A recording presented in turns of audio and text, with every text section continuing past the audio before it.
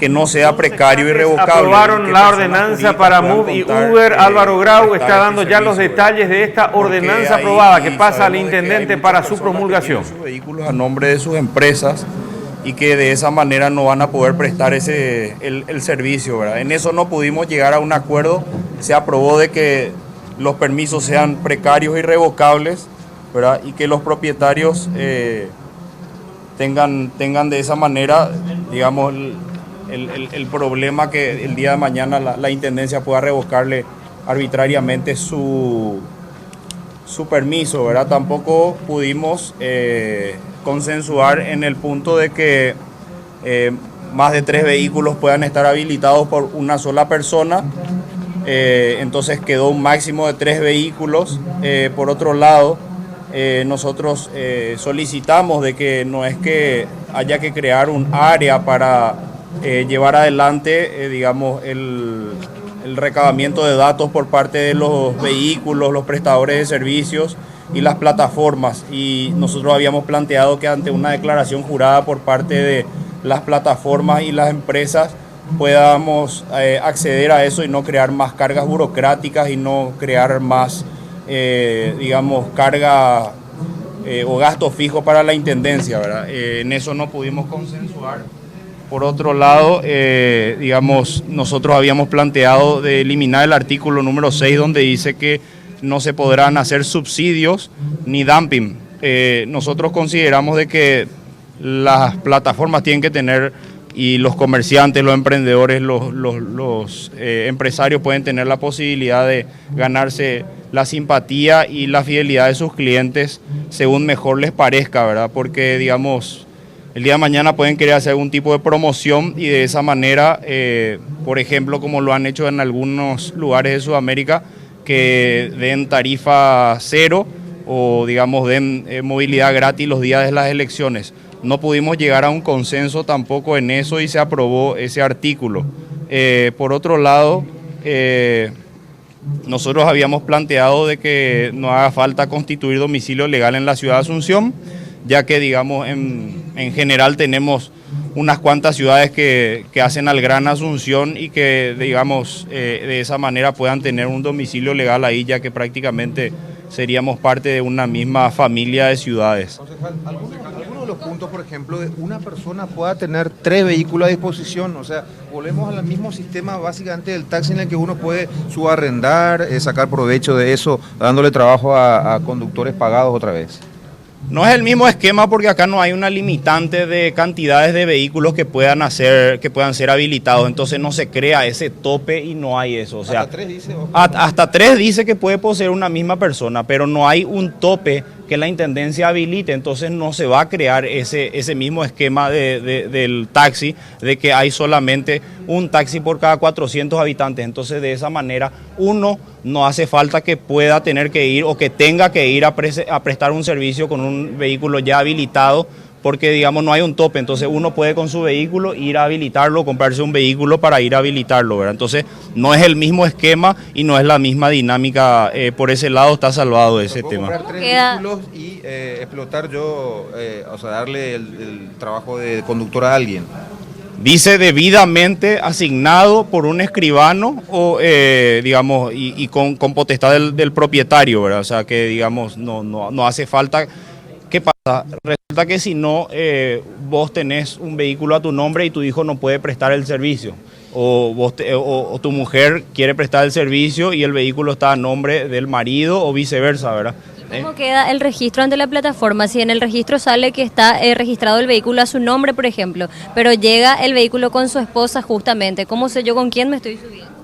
Lo que pasa es que la plataforma te dice quién va a ser el chofer que está habilitado. Entonces, cuando uno habilita la plataforma, es el chofer el que está habilitando. No es el vehículo el que se está habilitando, sino es el chofer. Y el chofer está atado a un vehículo determinado en la plataforma. Ahora, ¿cómo fijaron? Un vehículo también fue objeto de debate sobre la edad para que se pueda conducir. Nosotros vimos de que esto no es un servicio de transporte público, ya que no hay una concesión por parte del Estado, ni mucho menos de la Intendencia. Entonces, de esa manera nosotros no podemos exigir un registro de conducir categoría A, ni mucho menos. Entonces, de esa manera vemos, e incluso vemos de que en estos tiempos en los que vivimos, estas plataformas son mucho más eficientes a la hora de hacer controles, vemos de que estas plataformas son mucho más eficientes a la hora de hacer críticas al servicio y de esa manera constantemente a través del tiempo estas plataformas están recibiendo información que hacen al mejor funcionamiento de los mismos. Entonces, digamos, tenemos que ir ayornándonos a los tiempos en los que vivimos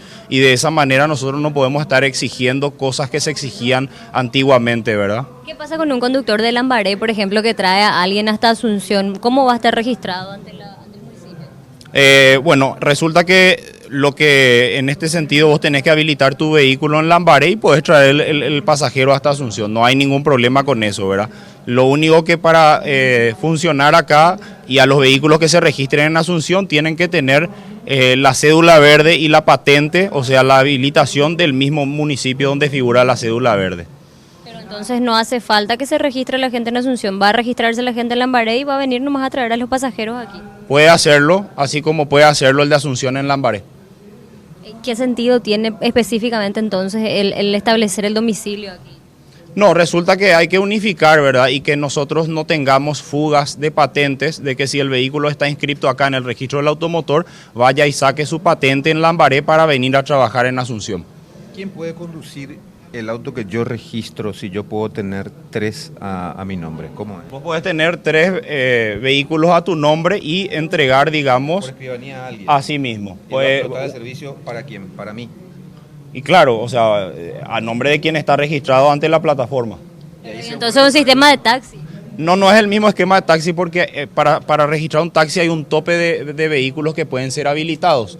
En este caso, las plataformas mismo han dicho que hay más de 3.000 vehículos habilitados en una y en otro tienen como 15.000 vehículos, pero si vos ves la cantidad de personas que prestan este servicio regularmente, es mucho menos luego de los taxis que hay habilitados en la capital. Entonces, por eso es que no es el mismo esquema del taxi porque no hay un tope en el municipio para registrar una cantidad digamos, determinada. Si nosotros poníamos un tope, sí iba a ser el mismo esquema del taxi, porque hoy lo que hace a que las paradas cuesten 150, 200 millones de guaraníes es que hay solamente un taxi por cada 400 habitantes y que hay solamente 79 paradas. Entonces, de esa manera, al haber más demanda y menos oferta, sube el precio y de esa manera es que la gente tiene que pagar para estar en una parada 5 millones a 8 millones de alquiler. Igualmente me puedo convertir en un empresario de facto, un intermediario de facto.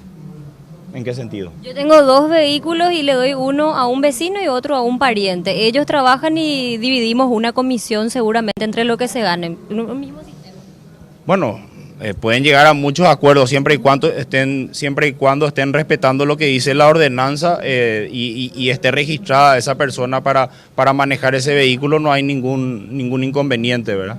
Bueno, pero sería subempleo, un subarrendamiento del vehículo. No estaríamos cayendo. No es un subempleo ni un subarrendamiento, porque vos estás teniendo un vehículo a tu nombre, pero lo estás dando como poseedor legal a mí, con las responsabilidades civiles a través de un contrato que vos haces por la escribanía, ¿verdad? Pero apuntado a alguien con mayores recursos que pueda establecer una especie de mini empresa con eso.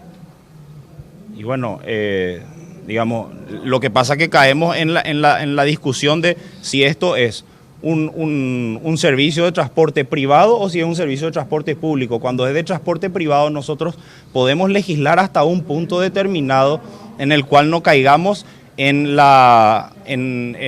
digamos, en una intromisión por parte del municipio a la empresa privada. Nosotros no podemos ser intervencionistas, es una cuestión interna de cada, digamos, de cada emprendedor que quiere poner a prestar este servicio. Pero no es una discusión también esa, concejal, ya que es un transporte privado pero con un impacto público, por eso están haciendo una ordenanza, de hecho.